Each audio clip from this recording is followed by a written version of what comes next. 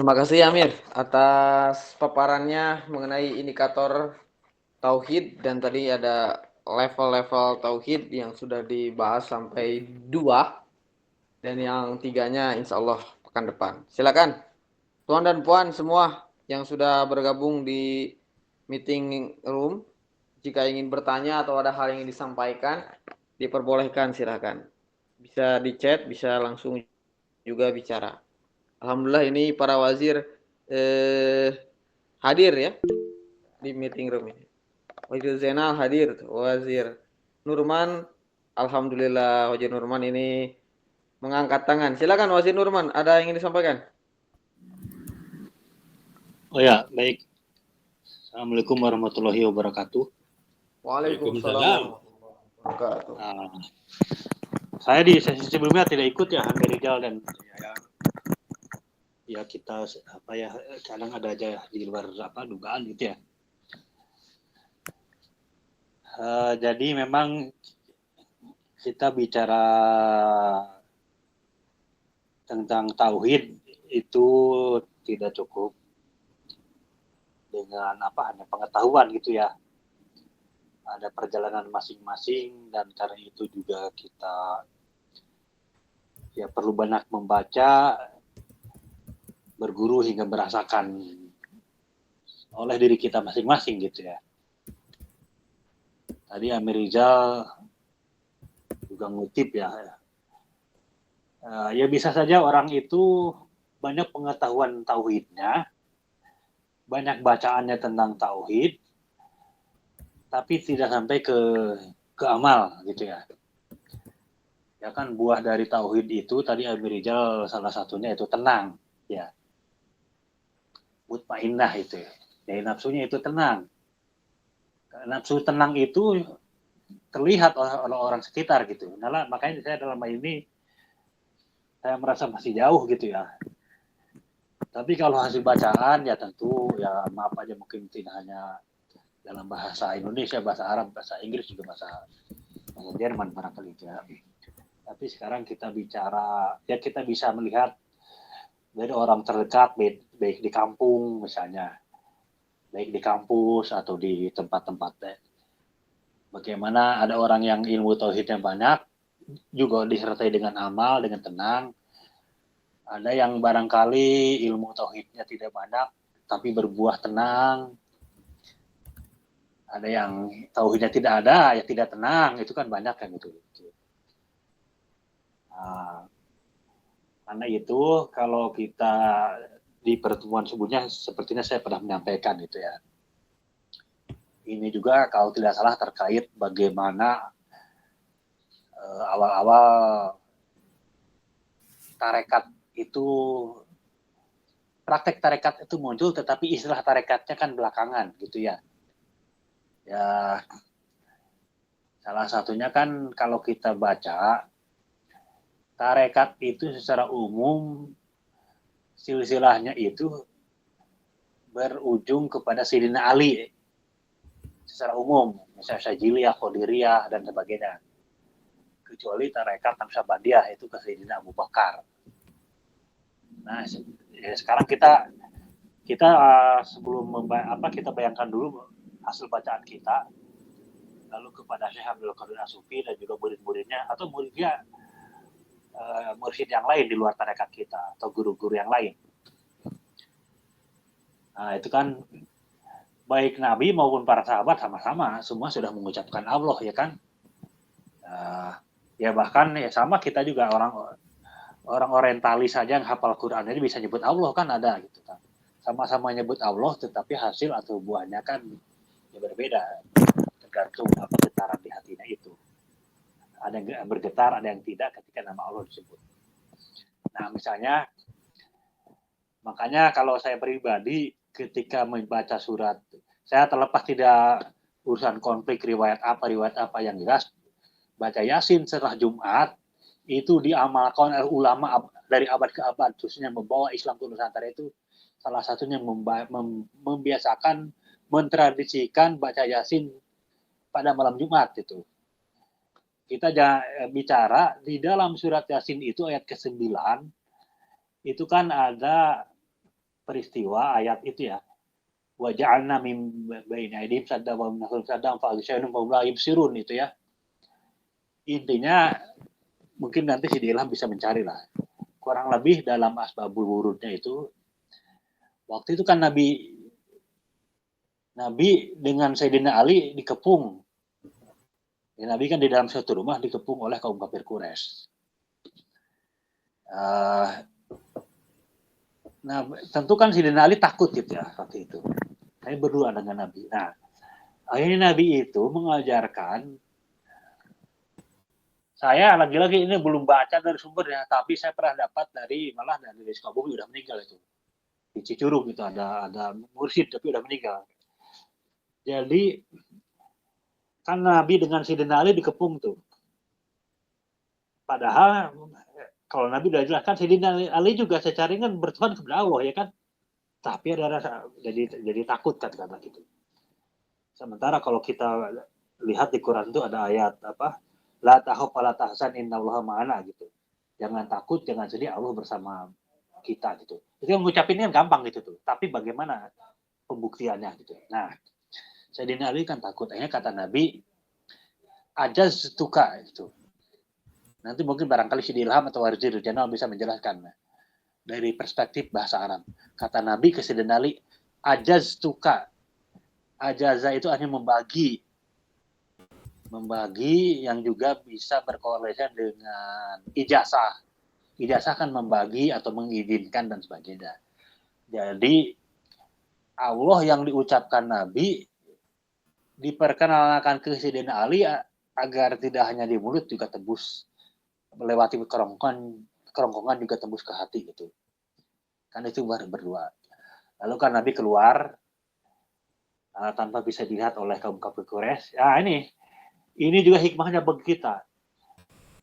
Jadi bagaimana Nabi itu ketika keluar dari kepungan itu kan kaum kafir Quraisy itu tidak bisa melihat gitu. Karena Nabinya bisa keluar, kaum kafir Quraisy tidak bisa melihat gitu. Jadi Nabinya selamat, kaum kafir Quraisy juga selamat gitu ya kan? Padahal Nabi yang bisa saja, sebagaimana para Nabi sebelumnya, ya Allah hancurkan itu. Ya kan, kayak Nabi Nuh atau Nabi-Nabi yang lain kan gitu. Yang ngepung saya hancurkan, bisa kan Nabi kan? Tapi tidak, karena Nabi keluar selamat. Kaum kafir Quraisy yang ngepung Nabi juga selamat gitu. Jadi ini Nabi yang apa yang dialami Nabi barangkali itu dilakukan oleh para wali yang menyebarkan Islam ke Nusantara, harusnya wali Songo gitu kan. Ya orang Buddha hidupnya selamat, mereka jadi selamat gitu. Ya kembali ke Nabi itu. Nabinya selamat, kaum kafirnya selamat. Ya. Lalu kan Nabi berjalan, hingga kemudian Nabi itu ditemani oleh Sayyidina Abu Bakar, ya kan.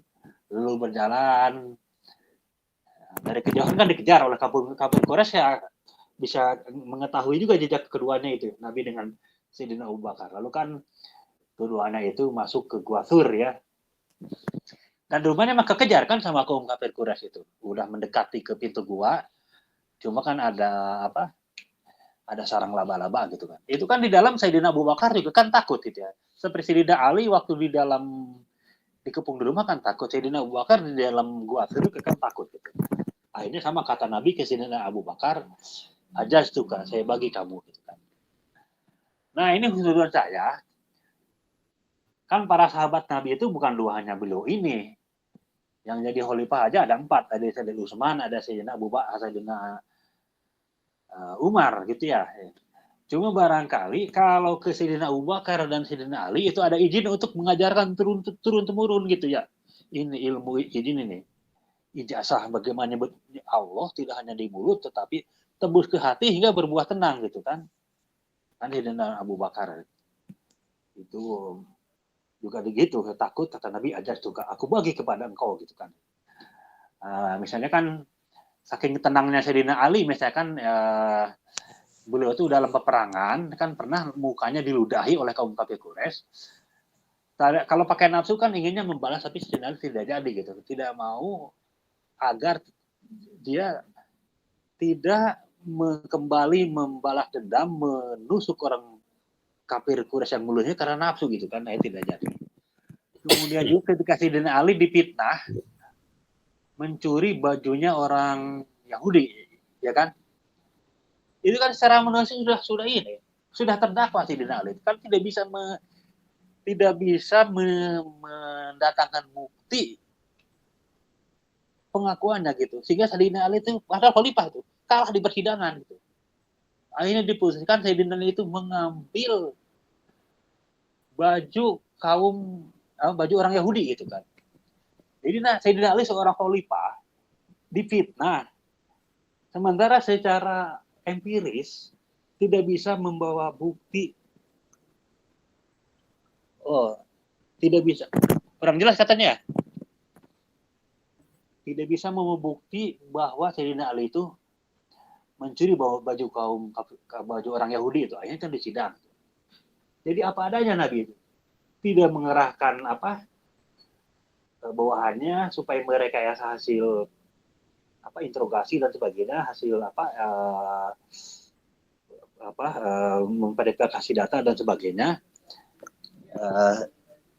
Tapi akhirnya kan Sayyidina pasrah kepada Allah. Justru dengan pasrah kepada Allah itu membuat hati orang Yahudi yang memfitnah menjadi luluh hingga masuk Islam kan gitu ya. Kan begitu. Sama Islamnya Sayyidina Umar juga bukan Nabi berdebat dengan Sayyidina Umar kan. Nabi berdoa kepada Allah, kan ada 2 Umar tuh. Ya Allah, kurang lebih ya, mohon maaf kalau saya koreksi kalau keliru, ini hasil baca saya mulai tidak salah. Kan ada 2 Umar tuh. Nabi berdoa kepada Allah agar oleh salah seorang Umar Islam ini jadi kuat. Dan ini Umar bin Khattab kan gitu. Dulu hatinya dengan dengarkan baca Quran adiknya itu kan gitu tuh. Itu kembali ke yang disampaikan Amirnya Mas Allah. Nah, sekarang itu kan dari Nabi punya murid Sayyidina Ali dan Sayyidina Abu Bakar yang turun-temurun ya. Sayyidina Abu Bakar Naqsabandiyah, lalu kalau saya bilang lewat Sayyidina Ali turun-temurunnya itu ya hampir semua tarekat itu.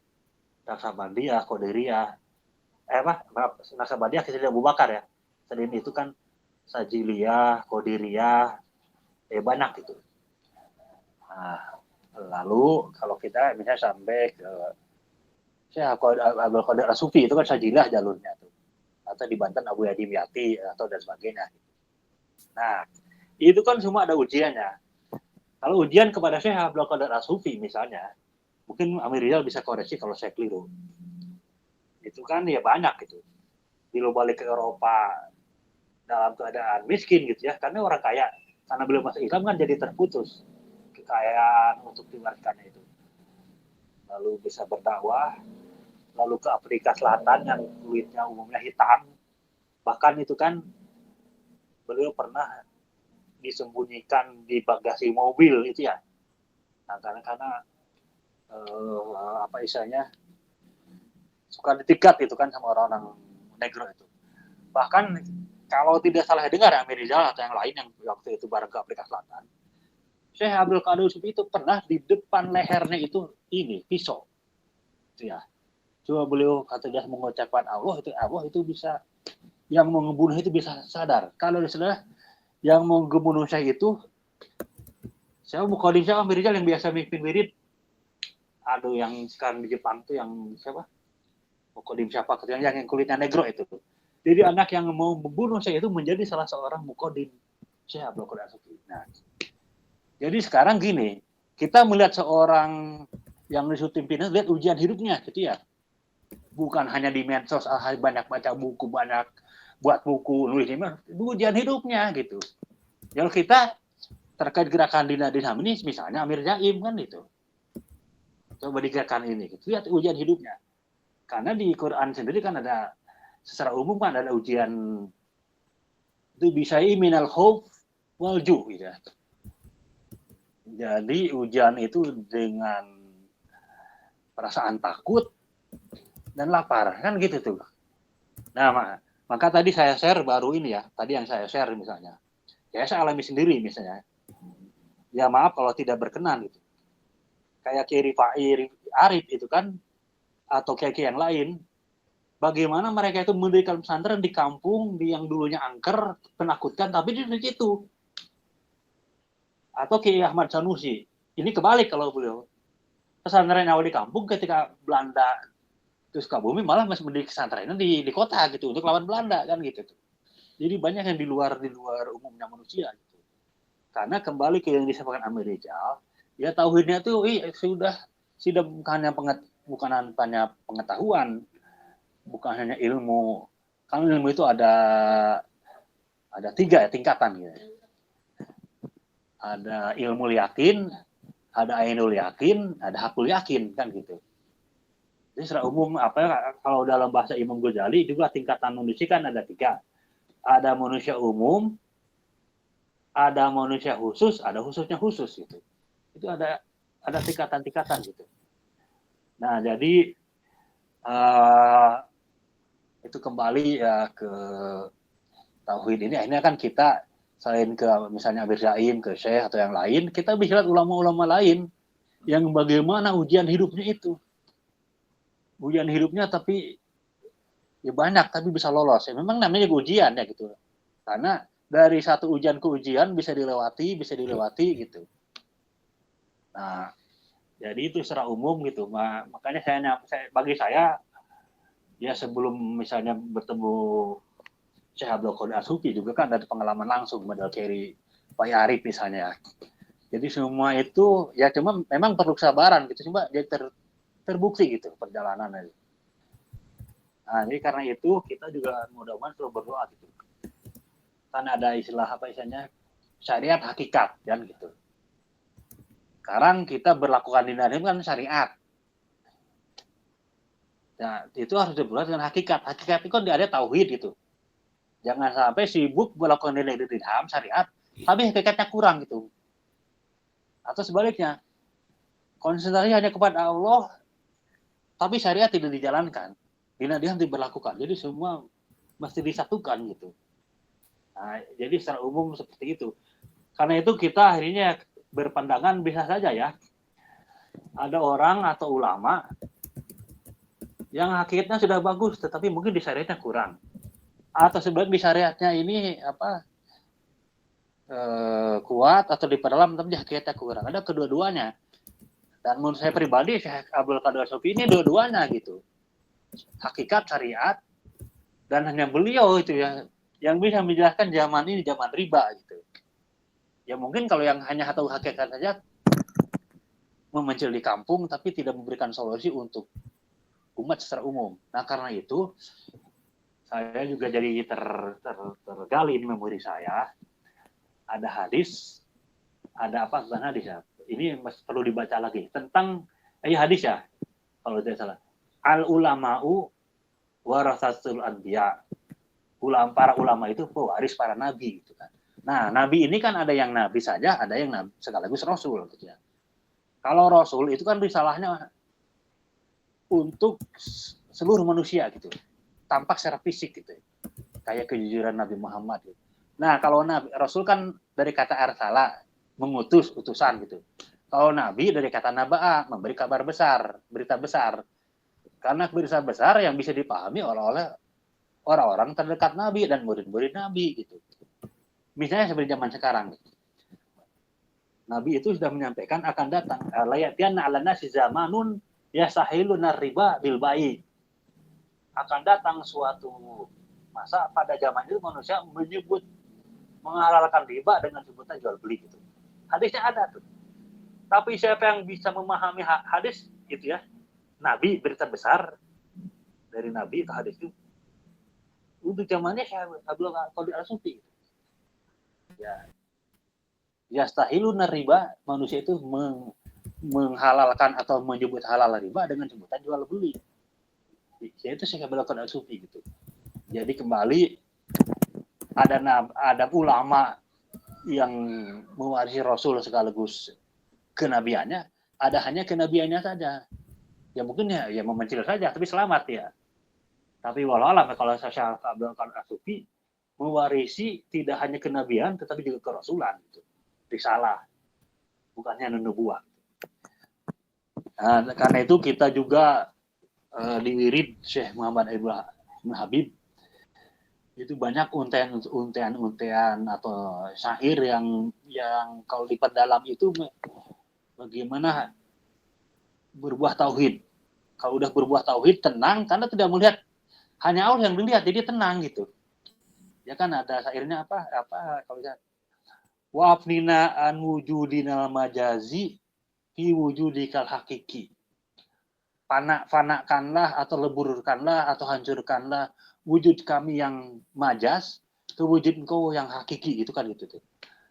Lalu ada ayat, ada syair, bukan ayat ya, ada syair litajaliyati asma'ika wa sifatika, untuk membuktikan, untuk membuat tampak nama-nama engkau dan sifat-sifat engkau gitu.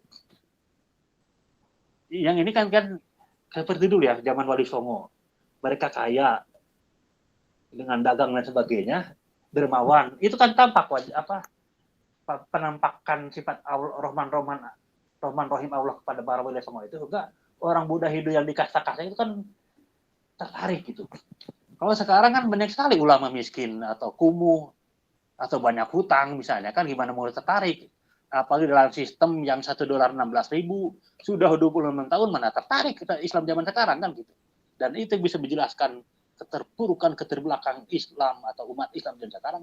Saya ke Abdul Qadir As-Sufi, yang di Indonesia kan Muslim itu ada 240 dari 270 juta. Jadi Islam sekarang Islam yang tidak menarik, kan, maka Islam memalukan kan gitu ya. Nah itu tadi beda dengan Islam zaman Wali Songo yang sedikit tapi menarik, jadi diikuti gitu, karena jadi solusi gitu. Nah, itu sementara Amir Rizal ya. Mohon maaf kalau ada yang keliru atau silahkan dikoreksi. Demikian. Assalamualaikum warahmatullahi wabarakatuh. Waalaikumsalam warahmatullahi wabarakatuh. Ya, terima kasih Kang Nurman. Saya kira bagi saya saat sekarang yang terpenting dari apa yang kita bicarakan itu nanti harusnya saya sepakat tadi yang disebutkan, janganlah kita ini hanya berbasis pengetahuan, tapi kesadaran kita rendah. Dengan perkataan lain, apapun yang namanya kita pahami tentang berkaitan dengan tauhid ini, maka yang terpenting daripada segala itu adalah kita kembalikan ke dalam diri kita. Makanya tadi kita sebutkan adalah mengutip salah satu ayat, Iqra wa kitabaka kafa bi nafsika al-yawma hasiba, ya, itu menjelaskan bahwa yang terpenting itu adalah ya alladzina amanu qu anfusakum wa ahlikum, diri kita. Seberapa mampukah kita mengikuti para syekh atau para guru-guru kita yang mengajarkan kita tentang itu.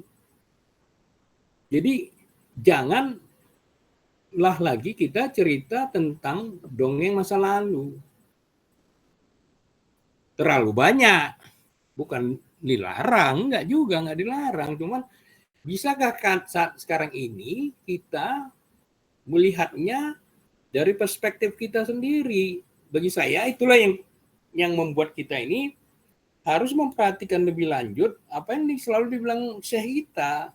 Dia mengutip salah satu surat, misalnya surat Al-Balad kalau nggak silap, ya, mengatakan, tahukah kamu jalan yang mendaki lagi susah itu? Dan dijawab Al-Quran sendiri, jalan yang mendaki lagi susah itu adalah melepaskan diri dari perbudakan dan memberi makan orang yang fakir pada saat dia membutuhkan. Bagi saya, pemahaman yang demikian ini harus kita paham lebih tajam. Karena dulu saya beranggapan selalu bahwasanya yang namanya masalah dunia saat sekarang ini seperti yang banyak diajarkan kepada kita yang dengan kurang lengkap adalah memang sistem riba. Jadi perbudakan dari sistem riba lah yang harus kita upayakan. Padahal ada bahagian lain yang sangat penting, yaitu perbudakan nafs dalam diri kita. Karena ketidakmampuan kita untuk melihat diri kita lebih dalam, bahwasanya kita ini pada hakikatnya adalah, Abdul Qadir mengatakan, you are the man of Allah. Dengan perkataan lain, kamulah pada hakikatnya yang harus jadi seperti Syekh. Itu. Jadi ini bermakna bahwasanya apa yang diajarkan Syekh kita itu yang harusnya kita lakukan saat sekarang ini di sini buat kita. Jadi kalau Syekh kita mengatakan Anda harus menjadi orang yang Futua. Nah, itu kita bahas besok lah gitu ya. Tapi Anda harus menjadi orang yang kita sebut tadi sebagai mutmainah, tenang. Anda harus menjadi orang yang bisa memberikan solusi.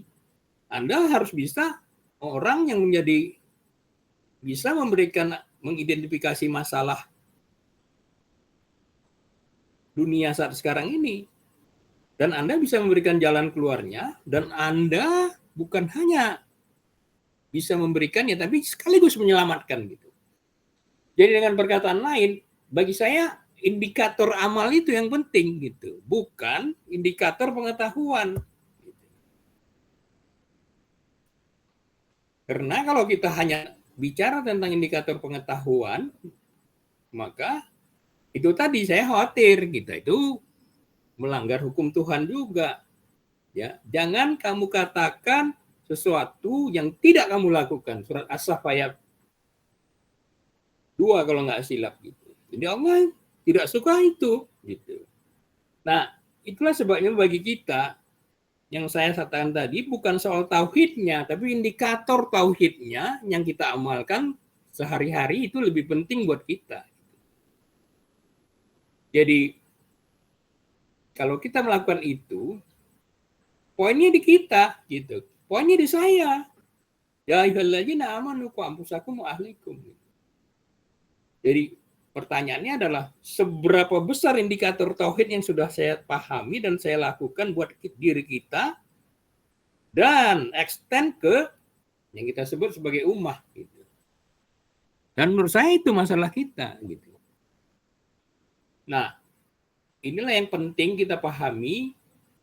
Dan saya tadi sudah mengatakan berdasarkan pengalaman saya, yang terpenting adalah kita terus-menerus berupaya untuk meningkatkan kapasitas kita, belajar terus-menerus agar supaya kita bisa meningkatkan indikator tauhid kita. Saya kira itu yang mau saya sampaikan gitu ya. Mungkin kalau ada hal lain yang mau kita diskusikan, saya sampaikan kembali kepada Ilham gitu. Silakan Ilham. Baik, terima kasih Wazir Nurman tadi atas tambahannya dan juga Amir Rizal tanggapan dari tambahan Wazir Nurman. Baik, silakan tuan-puan. Jika masih ada pertanyaan tentang materi yang sedang dibahas oleh Amir Rizal malam hari ini mengenai indikator tauhid, tema besar dari jalan menuju Allah. Nah, silakan terbuka untuk semuanya, boleh di chat jika tidak ingin bicara langsung. Chatnya ada di situ di bawah.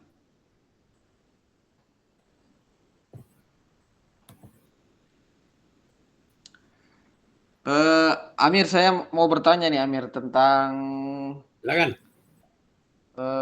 Tadi Amir bilang bahwa salah satu indikator tauhid itu seseorang itu bisa melihat apa tadi itu di atas intelijensia. Kecerdasan di atas pikiran. Nah itu. Nah ini tuh sering saya dengar dari orang-orang yang mendalami tasawuf cerita tentang gurunya, yang mana guru-guru mereka itu mengetahui hal-hal yang gaib gitu. Salah satunya adalah mengetahui tentang kematian dirinya, sehingga ada cerita gurunya bahwa Jumat depan saya akan meninggal gitu, dan ternyata Jumat depan terbukti gitu. Terus ada yang mempersiapkan kematiannya seperti mengetahui bahwa dirinya akan mati gitu, mempersiapkan tempat tidurnya, mempersiapkan semuanya, dia berbaring dan lepas begitunya Pak.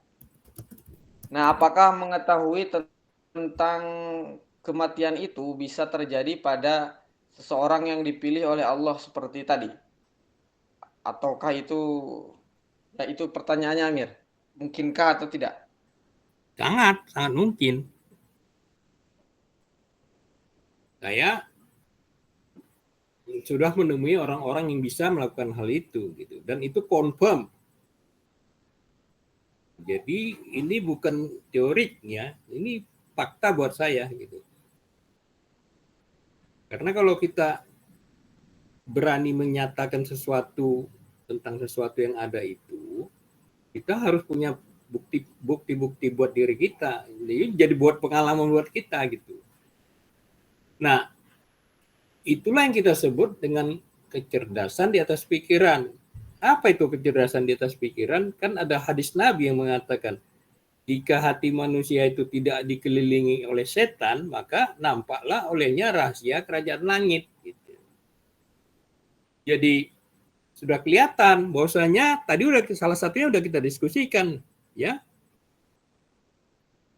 Tadi lihat tuh ayat tadi, ya Tuhan nafsun mutmain, hai nafsu yang tenang, ya kembalilah engkau kepada Tuhanmu, ya dengan ridho dan diridhoi pada kuli ibadi, kan gitu. Kamu itu jadi abdiku, ya kan? Tapi ada ayat lain yang mengatakan bahwasanya Allah memberitahukan sesuatu kepada orang yang dipilihnya akan sesuatu yang sifatnya gaib. Gaib itu kan dalam pengertian harus kita pahami sebagai sesuatu yang tidak kelihatan. Nah, kalau dalam konsekuensi hal-hal yang sifatnya sangat gaib itu akan banyak kita jumpai di sini. Tapi yang paling menarik dari apa yang diajarkan oleh Syekh Abdul Qadir As-Sufi kan adalah bagi orang-orang tertentu, sistem kufur yang mendominasi kita ini gaib buat mereka. Kan gitu. Dan Syekh Abdul Qadir menjelaskan dengan baik bahwasanya kenapa kejadian sekarang ini terjadi saat sekarang ini seperti ini, karena memang ada sistem kufur yang mendasarinya gitu. Jadi dengan perkataan lain, hal-hal yang gaib itu bertingkat-tingkat juga gitu. Nah, kalau misalnya tadi akan ada orang yang mengatakan dia bisa memahami kapan dia meninggal, itu sesuatu yang biasa aja di dalam ilmu tasawuf atau ilmu tarekah. Itu satu hal yang biasa.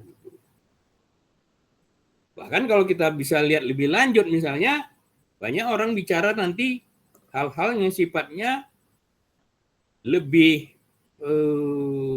luar biasa. Misalnya kalau dia bicara tentang gini ya, gitu. Subhana, atau silakan dibaca Ilham surat Al-Isra ayat 1 misalnya.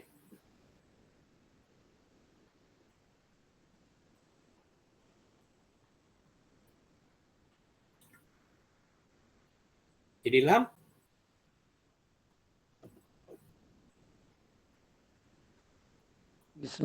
Bismillahirrahmanirrahim. Subhanalladzi asra bi'abdihi lailam minal masjidil harami ilal masjidil aqsa alladzi barakna haulahu linuriyahu min ayatina. Nah, cukup sampai situ. Lihat tuh. Jadi Maha Suci Allah yang memperjalankan, ya kan, hambanya.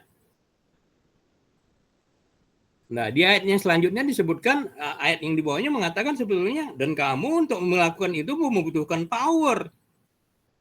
Nah, dalam tauhid, atau dalam indikator tauhid, atau dalam banyak kenyataan, sangat mungkin sebetulnya kita itu menggunakan pola kendaraan itu.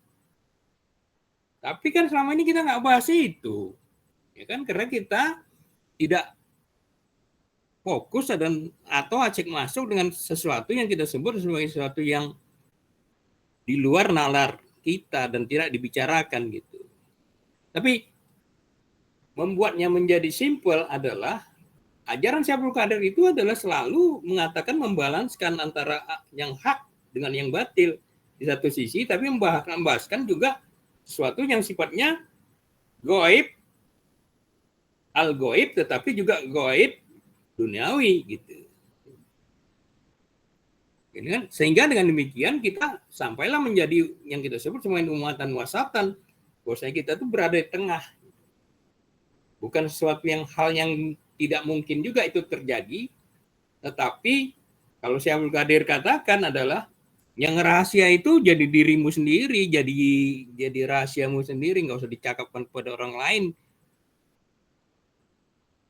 kecuali orang-orang tersebut sudah sampai pada vibrasi pada frekuensi tertentu gitu. Karena kalau tidak demikian maka nanti kita dianggap sesuatu yang melakukan suatu kebohongan. Itu makanya kalau Imam Al-Junaid katakan, ya, kalau kita ingin mendiskusikan hal-hal yang sifatnya lebih frekuensinya level tinggi itu, maka kita harus betul-betul paham apa yang kita lakukan itu menguatkan, bukan membuat orang menjadi makin pusing gitu. Saya kira begitu ya, Cidi Ilham. Jadi mungkin, sangat mungkin gitu. Dan saya sudah melihat bukti-buktinya itu. Nah, pertanyaan yang lebih lanjut kan masalahnya begini.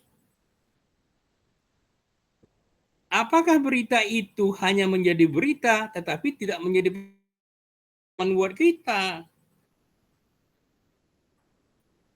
Maka itu saya lebih mengedepankan indikator. Jadi untuk apa segala sesuatu jadi pengetahuan semata seperti yang dibilang Kang Nurman tadi. Tapi yang terpenting adalah bagaimana kita betul-betul memahami dan betul-betul menyadari dan sekaligus dia menjadi bahagian dari diri kita.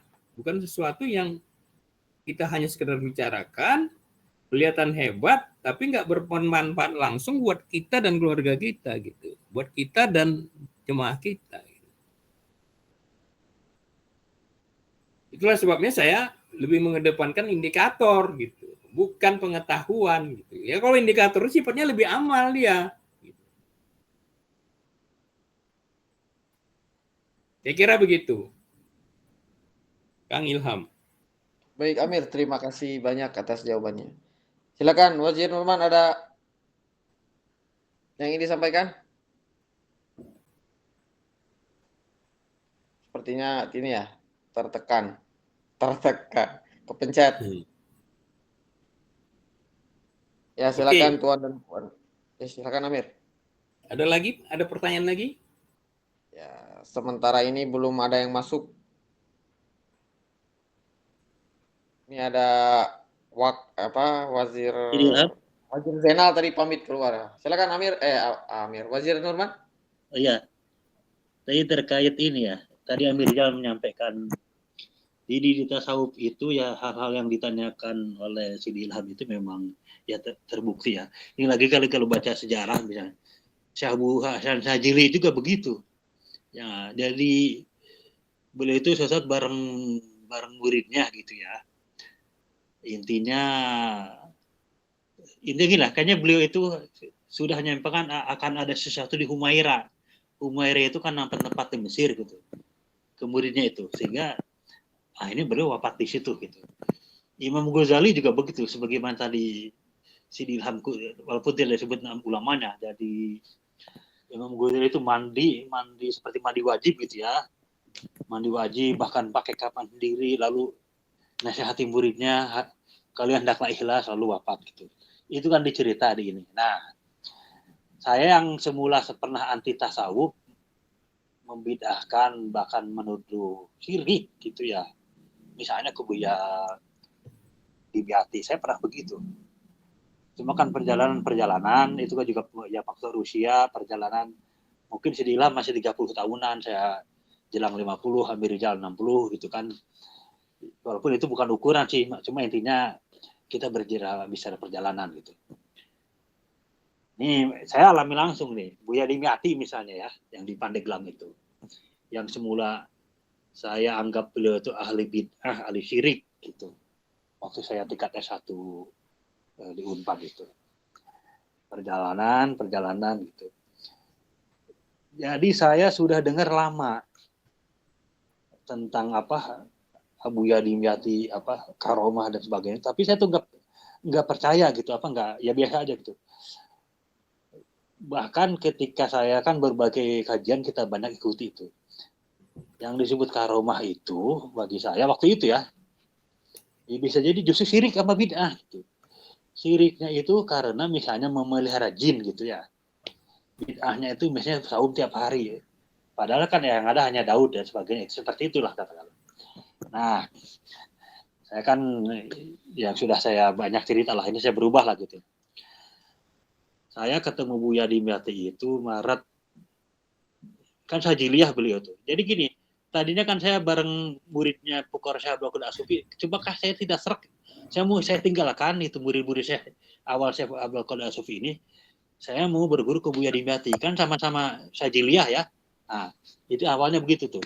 Coba perkembangannya saya malah balik lagi gitu, jadi ke muridnya Syekh Abdul Qadir As-Sufi lagi. Perjalanannya begitu, jadi saya ke Pandeglang, ketemu beliau gitu. Nah, 6 bulan, cuma tidak jadi berguru ke beliau gitu. 6 bulan kemudian, itu kan saya ketemu Maret 2003 ya. 6 bulan kemudian, Oktober, beliau itu wafat. Saya datang hari ke-6 setelah beliau dikuburkan gitu. Saya ziarah itu kan. Setelah ziarah, ngikutin orang-orang yang baca Quran di sana. Lalu saya bertanya kepada Allah ya, di depan makam beliau, ya Allah, siapa orang yang dikubur ini gitu kan. Nah, lalu saya turun, begitu turun saya ketemu seseorang. Rupanya orang yang saya temui itu, saya tanya, Kang dari mana? Dibilang dari Bogor. Saya itu sebelum Buya Dimyati wafat, saya sudah ada di sini. Itu kan hari ke-6 ya. Karena Pak saya bilang kok ada sebelum Buya Dimyati sudah ada di Pandeglang, karena dia tuh bareng gurunya. Itu kan Buya Dimyati itu biasanya pas malam Jumat itu kan ada pertemuan dengan murid-murid senior terdekatnya gitu, yang di berbagai tempat, ada dari Bogor, itu kan datang ke Pandeglang, ke mana, Cidahu gitu ya, sana malam Jumat itu. Nah, gurunya yang saya temui itu kan ada dari Bogor ke Pandeglang gitu. Nah, jadi sorenya, hari Kamis sorenya itu ada 7 orang ke rumah murid Buya Dimyati itu di Bogor dan sebagainya. Lalu yang 7 orang ini bukan ya, ada seseorang datang ke 7 tempat gitu barangkali gitu. Ada yang datang gitu. Lalu ngasih tahu Buya Dimyati wafat. Itu kan sore itu ya. Makanya dari Bogor, dari tempat yang lain, 7 murid Buya Dimyati senior yang terdekat itu datang ke Pandeglang. Begitu sampai Pandeglang itu kan kaget. Mereka datang ke Pandeglang karena sorenya itu ada ngasih tahu Buya Dimyati wafat gitu kan ya. Datang ke Pandeglang. Nah, malam-malam kira-kira setelah baca yasinan gitu ya. Salah seorang yang dari 7 ini bilang ke Buya Dimyati, Buya ada yang memfitnah katanya. Emang kenapa kata Buya? Tadi sore ada yang datang ke kami, katanya Buya wafat gitu.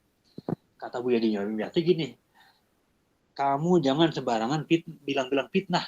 Enggak lama dari itu Buya Dimyati wafat gitu. Seperti itu gitu. Itu satu ya. Yang kedua, kira-kira sebulan setelah saya dari Pandeglang itu, saya ada acara di Jakarta. Nah, pas di Jakarta itu ketemu ada orang Tangerang biasa ngaji ke Buya Dimyati tiap hari Rabu. Dari Tangerang ke Pandeglang kan hari Rabu. Nah, pas hari Rabu terakhir dia ngaji ini, Buya Dimyati bilang begini katanya. Jang itu kalau dalam bahasa Indonesia anak-anak gitu ya, anak-anak. Minggu depan kita ngajinya libur. Rabu depan kita ngajinya libur ya kan. Dan ternyata malam Jumatnya kan beliau wafat gitu. Itu sama yang itu tuh. Jadi gini, intinya kalau lihat seperti kita tuh kan pengen seperti itu. Yang di sini Ilham sampaikan, mungkin di Sukabumi banyak itu kejadian seperti itu. Jadi inginnya ya seperti mereka gitu.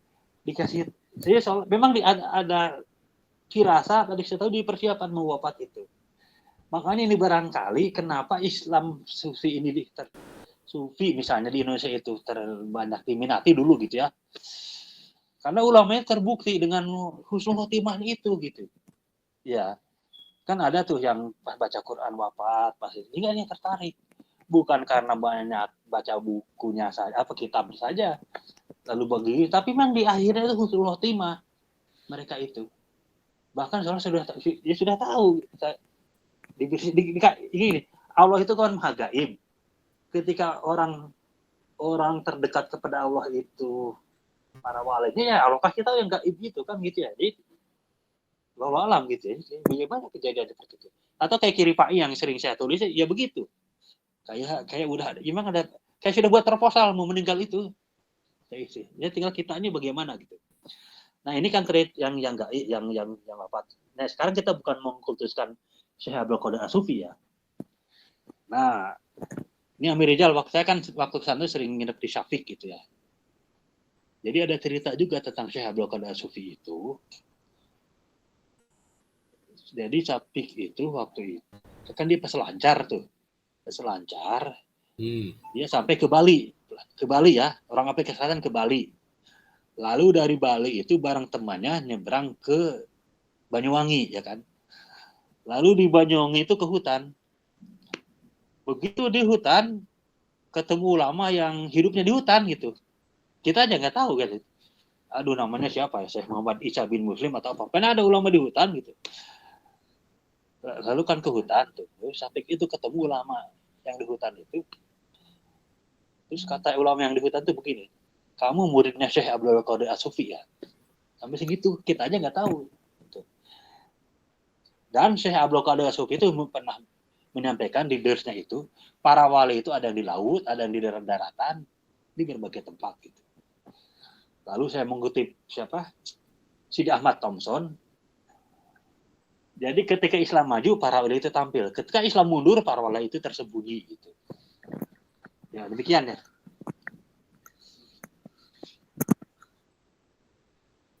Oke. Saya tambahkan dikit ya.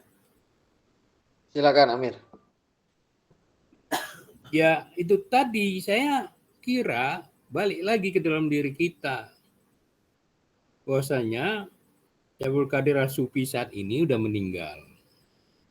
Dan minggu yang lalu kita udah katakan legasinya Syekh Abdul Qadir itu adalah fukara. Kita inilah yang mau berjalan menuju Allah. Jadi yang terbaik dari itu semua adalah bagaimana kita itu mengamalkan dan sekaligus mengalami apa yang dialami oleh Syekh kita. Ya, bukan hanya sekedar kita men-cite atau kita menceritakan cerita yang bukan pengalaman kita terlalu banyak, gitu aja. Ya, dengan perkataan lain fokusnya sekarang di kita gitu. Itu yang saya selalu katakan kepada Amir Jaim gini. Dan ini yang membuat saya memberanikan diri juga untuk melakukan yang saya lakukan sekarang ini gitu.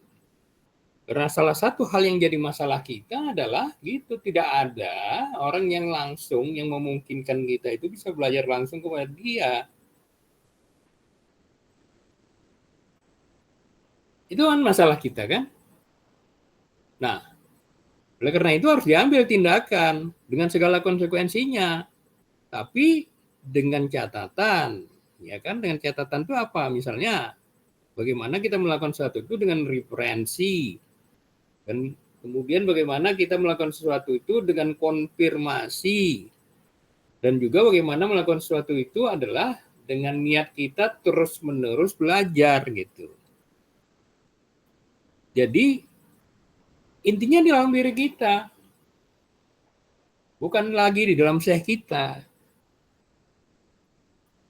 Karena syekh kita saat sekarang ini udah meninggal. Maulana Syekh Habib mengatakan begini dalam diwannya, mutahidan sayhan hayan yakunu arifan billah. Jadi kita itu harus belajar kepada syekh yang hidupnya. Kalau syekh kita nggak ada lagi, gimana belajar sama siapa kita nih? Sementara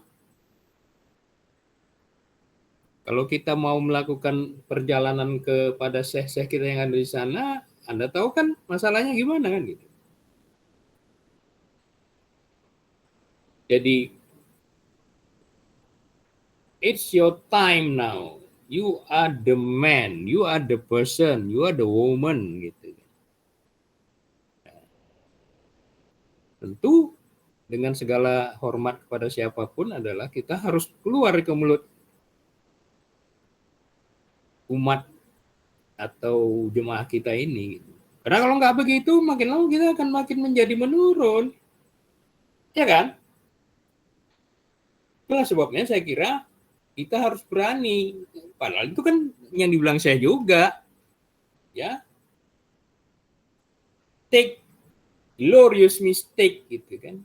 Lakukan glorious mistake itu. Tapi kita tahu kita masih dalam koridor, kita tahu kita masih dalam jalan gitu. Supaya ada pencerahan baru dan supaya ada kesadaran baru, supaya ada gerakan baru gitu. Karena kalau tidak, makin lama dia akan menurun, makin lama akan menurun, makin lama akan menurun. Saya kira itu tambahan saya. Kembalikan ke Ilham. Baik, terima kasih Amir Rizal sama Wazir Nurman atas tadi tambahan mengenai masih dalam pertanyaan yang sama ya. Silakan tuan dan puan yang lain, kita masih ada waktu jika ada hal yang ingin ditanyakan tentang materi kita malam hari ini, indikator tauhid. Tadi Amir Rizal sudah membahas panjang lebar dan ini saatnya waktunya sesi tanya jawab sedang berlangsung. Makanya tuan puan silakan yang ingin bertanya bisa disampaikan melalui chat atau belum ada yang nulis ini. Atau kalau malas menulis bisa langsung berbicara. Langsung angkat tangan, nanti dipersilahkan dibuka mic-nya dan sampaikan pertanyaan atau tambahannya. Wah, Jirzina keluar ya, tadi pamit di grup.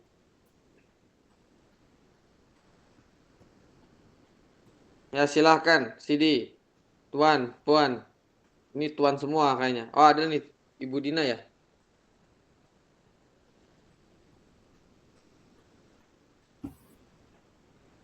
Silakan, yang ingin bertanya dipersilakan. Waktu dan tempat dipersilakan. Tidak, belum muncul Amir. Sepertinya sudah paham semua. Saya Ya, nggak menlanjut apa-apa, part santai 3. aja. Part 3, seri 4 ya berarti. Pekan depan. Silakan. Oh, Kang Asep keluar ya.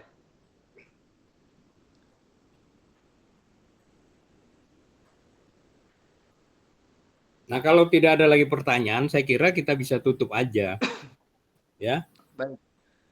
Baik, Dan nanti mungkin Amir nanti bisa berikan ini ya sedikit seperti biasa kesimpulan materi yang kita bedah. oke. Ini tentang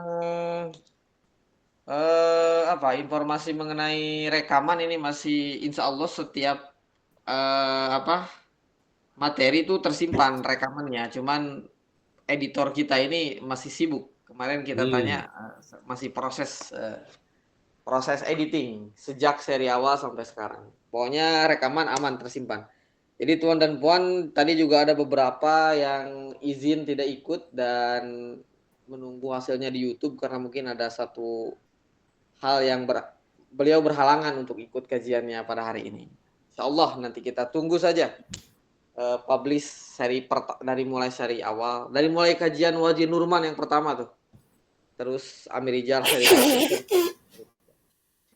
Baik, karena tidak ada pertanyaan lagi dan ini sudah masuk sesi tanya jawab, jadi saya tutup saja sesi tanya jawabnya dan sama-sama kita akan dengarkan kesimpulan dari Amir Rizal mengenai tema kita malam hari ini, indikator tauhid. Silakan Amir, kesimpulannya. Ya, tuan-puan yang saya hormati, saya selalu berpikir dan mengamalkan sekaligus juga menyampaikan ini kepada banyak orang adalah bahwasanya yang terpenting dari segala hal yang terpenting adalah Anda, kita, siapapun juga harus betul-betul mengenal dirinya. Ya. Karena itulah jalan menuju tauhid. Karena kalau misalnya kita tidak mengenal diri kita dengan sempurna, dengan baik, maka kita tidak akan punya jalan yang baik untuk memahami Tuhan. Ya. Itu sebabnya kita sebutkan dari awal bahwasanya man arafa nafsahu faqad arafa rabbahu. Tadi saya udah tambahkan juga bahwasanya hakikat diri manusia itu, kekuasaan diri itu ada dalam diri manusia. Jadi manusia ini adalah makhluk terutama, makhluk termulia.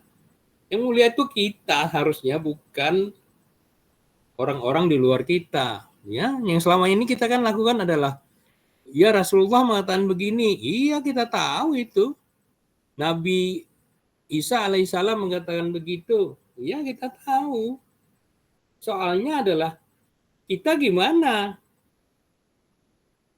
Jadi soalnya di dalam diri kita, bukan di dalam diri orang lain. Jadi kemampuan kita untuk belajar memahami diri dan meningkatkan kapasitas tauhid kita, itu adalah hal yang terpenting yang harus kita lakukan. Tuan-tuan, puan-puan adalah mutiara. Tuan-tuan, puan-puan adalah legasinya Syekh Abdul Qadir. Jangan lupa itu. Wajikur rabbika iza nasita. Kata Syekh Abdul Qadir begitu. If you forget, remember. Jadi maksudnya kita yang harus lebih baik. Salah satu caranya, nggak ada cara lain ya belajar gitu. Nggak ada cara lain kita berinteraksi, nggak ada cara lain kita melakukan konfirmasi, nggak ada cara lain. Itu yang utama. Bagi saya begitu. Makanya tadi saya sebutkan Iqra kita baka kafabi nafsika, itu surah Al-A'raf gitu. Yang terpenting itu kita membaca kitab kita, bukan kitab orang lain. Jadi kalau kita bisa membaca kitab kita dengan baik, maka konsekuensinya indikator tauhid kita makin lama makin tinggi. Kalau indikator tauhid kita makin lama makin tinggi, itu punya konsekuensi langsung kepada kita, bahwasanya kita itu bisa tenang, kita itu nggak takut dan tidak sedih menghadapi persoalan apapun juga.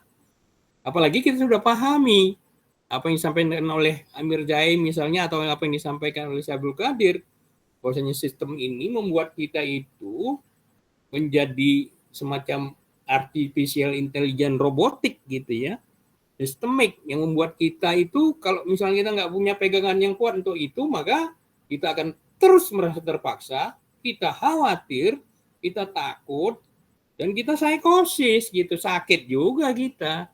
Salah satu bentuk kesakitan itu adalah dengan mengatakan orang lain itu salah, orang lain itu jelek, saya baik. Padahal kita lupa, itu sikap iblis.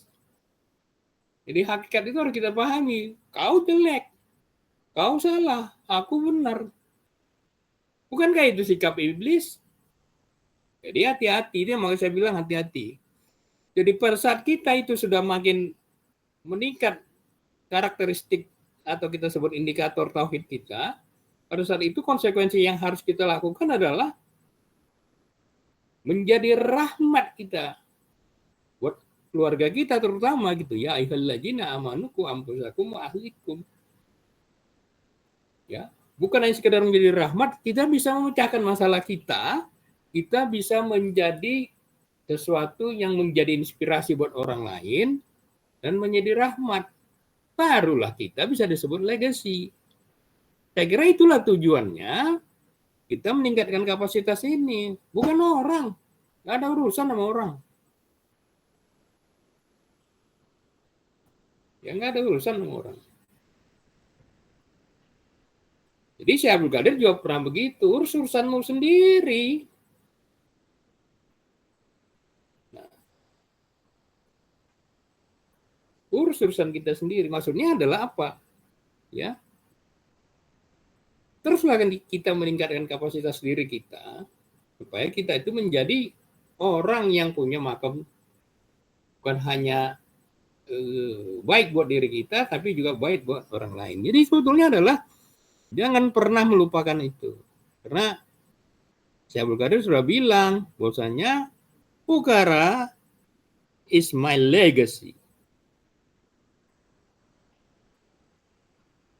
Jadi jangan hanya sekedar membanggakan ajaran Syekh Abdul Qadir itu hebat begini begitu, Syekh Abdul Qadir itu menulis 25 buku, dia luar biasa. Kita udah tahu sih, kita tuh luar biasa, nggak ada yang nandingi pada awal zaman saat sekarang ini dalam konteks tertentu, ya. Tetapi jangan lupa itu kan dia. Masalahnya kita gimana gitu. Kalau kita nggak meningkat terus kapasitas kita, ya bagaimana kita mengaku kita murid Syaikhul Qadir gitu. Saya kira itu yang terus-menerus diingatkan oleh Amir Jaim dan terus mengingatkan oleh para syekh kita. It's your time now. Saat ini, sekarang, di sini gitu. Jangan cerita masa lalu terlalu banyak. Jangan juga cerita masa depan yang nggak jelas gitu. Yang kita bisa lakukan saat ini, sekarang, di sini. Saya tenang, saya nggak takut, saya nggak khawatir. Saya bisa menjadi rahmat, saya bisa berbuat baik. Nah, kemudian kalau saya udah berusaha berbuat baik, saya memberikan sedekah lebih banyak, ya, saya bisa membuat pasar-pasar. Baliknya kan begitu, ya. Dengan demikian cahaya nurun ala nur. Jadi kita membawa cahaya, gitu. Kita membawa kebaikan. Kita membawa kebaikan dengan solusi sendiri. Whatever it is, sendiri sekalipun, whatever it is, it's very valuable gitu. Jadi itu yang saya mau ingatkan kepada tuan-puan sekalian, mudah-mudahan itu menjadi rahmat buat kita. Dan yang terpenting lagi-lagi adalah bukan hanya sekedar pengetahuan, tapi amal dia yang mampu menjelaskan dan sekaligus menenangkan jiwa kita, membuat kita keluar dari kemelut dan menjadi rahmat. Itulah menurut saya indikator tauhid yang luar biasa yang diajarkan para syekh kita. Saya kira saya kembalikan kepada Sidi Ilham, mudah-mudahan apakah minggu depan kita lanjutkan atau break dulu, itu nanti kita diskusikan. Assalamualaikum warahmatullahi wabarakatuh. Waalaikumsalam warahmatullahi wabarakatuh. Barakallah, terima kasih Amir Rizal Muiz atas materinya sejak awal sampai akhir. Semoga ada hikmah dan manfaatnya bagi kita semua. Insya Allah kita akan berjumpa lagi di pekan-pekan yang akan datang, karena apa yang kita bicarakan ini belum tuntas secara utuh. Kita tutup dengan pembacaan suratul Fatihah. Sir wa barakati al-Fatihah. Alhamdulillahirabbil alamin. Arrahmanir rahim, maliki yaumiddin. Iyyaka na'budu wa iyyaka nasta'in. Ihdinas siratal mustaqim. Siratal ladzina an'amta 'alaihim ghairil maghdubi 'alaihim waladdallin. Bil hayfi sabilil haq. Assalamualaikum warahmatullahi wabarakatuh. Alhamdulillah. Alhamdulillahirabbil alamin. Assalamualaikum warahmatullahi wabarakatuh.